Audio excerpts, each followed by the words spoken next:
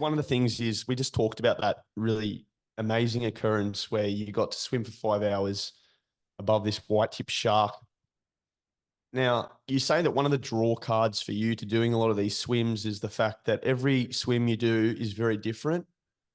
And I imagine that makes preparing very difficult for some of these swims, and particularly those like Japanese swims that are quite notorious for being very technically challenging. How do you train, given the nature of these swims can be very varied, whether it be technical difficulty, currents, cold conditions, as we've already spoke about a fair bit. But talk us through maybe some of the different techniques you might use with your training to actually prepare yourself for these more challenging swims.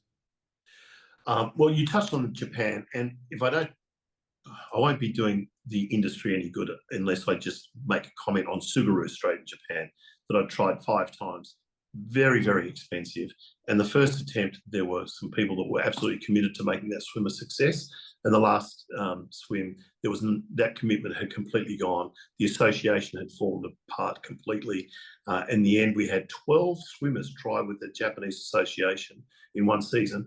Some of the best swimmers in the world, nobody made it across with that association. So their service, the parameters of being able to swim in there had completely fallen off, and it's all but impossible to swim that swim unless you have a much larger window than 2 days, unless you have something like a swimmer like Andy Donaldson, who was able to do it, but not with the association that we use. So that swim is now off the calendar, and you can't get a slot. Maybe you can get one slot a year with one guy, but that doesn't make it a competitive sort of arrangement. So the Ocean 7 is now reduced to the Ocean 6, and it's a shame that Japan's not offered, because there's nothing special about Japan other than the parameters. You can't swim in the nighttime. The association wasn't committed to it anymore. So unless you've got a committed association behind it, then it makes it so much more difficult. But each one of those Ocean 6 or 7 had an association behind it, had all the logistics worked out. And even for swims that had done only 40, so it was the 40th in the North Channel, the 50th across Tsugaru. So there's not a huge base of experience behind anybody there, but they're really committed to it. And they'll organise all of the logistics for you. So you don't have to do anything. You just have to do your bit. You have to lift your end. And then it's preparing for cold, preparing for rough, preparing for long swims, making sure your nutrition is right. But that, once you've prepared it once, you don't have to go back and do it all for a different swim. So you just modify and change and adapt your training to suit the next swim coming up. But when it comes to Newcastle or Sydney, never been done before, and hardly any information about the conditions, about how you're going to, the trajectory, the navigation and the conditions, none of that was done. So we had to invent that swim from our own experience. So Vlad has a lot of experience in coaching. Somebody else has a lot of experience in maritime.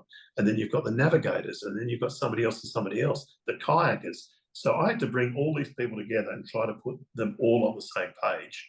And to do that, I thought at first it was an expedition. It wasn't a swim.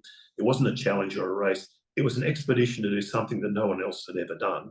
And that was a big logistic challenge. So I asked a friend of mine, Warwick Norman, who knows shipping, yachting, navigation. But nothing about swimming. I asked him to come on board and become the expedition leader. And he and I worked through all of the logistics, the legalities, who goes where, when, how we're going to break into new areas. Because I hadn't swum over 24 hours before. I don't think Vlad had a swimmer to swim over 24 hours before. And so this is all new ground to us, and becomes exponentially more difficult if you're going over 12 hours to 24 into 36. So we had to think about every step of this, and the planning took a long time, but I'm really happy with every part of the crew that I've brought together onto the same page. Everybody performed excellently, and they're all generous with their time and the things that they had. It was a great experience, but something new to us all.